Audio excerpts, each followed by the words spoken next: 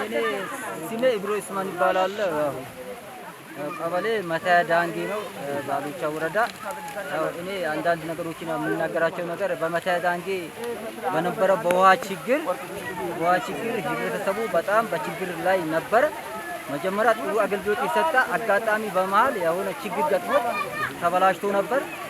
የወረዳውን ዋና አስተዳዳሪ የወረዳ አመራሮችን ርብርብ አድርጎ ማለት ነው ህብረተሰቡ በጣም በኃይለኛ ችግር የነበረበትን ችግር አሁን በቅርብ ጊዜ የውሃ ችግር እንዳለቀ ነው። እንደሚታይም ጥሩ አገልግሎት የሰጠ ጀምሯል። ይሄ ውሃ ማለት ነው የመታያ ዳንጌ ውሃ 4 ቀበሌ ነበር የሚገለገልበት የነበረው።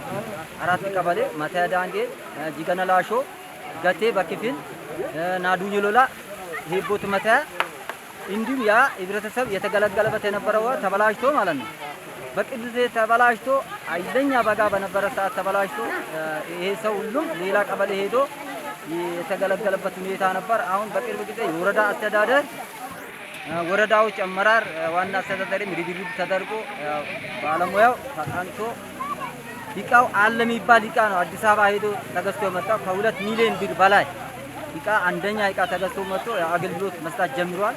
ይሄንን አልሐምዱሊላህ ይሄንን አገልግሎት ስለሰጠን ደስ ይለናል የሚል ሀሳብ ነው ያለን። የወረዳ አመራሮችን የቀበሌ ህዝብ አስተዋጽኦ አድርጎ ለዚህ ደረጃ ለህዝቡ አገልግሎት የሰጠው ውሃ ህብረተሰቡን አመሰግናለሁ የሚል ነገር ነው ያለን።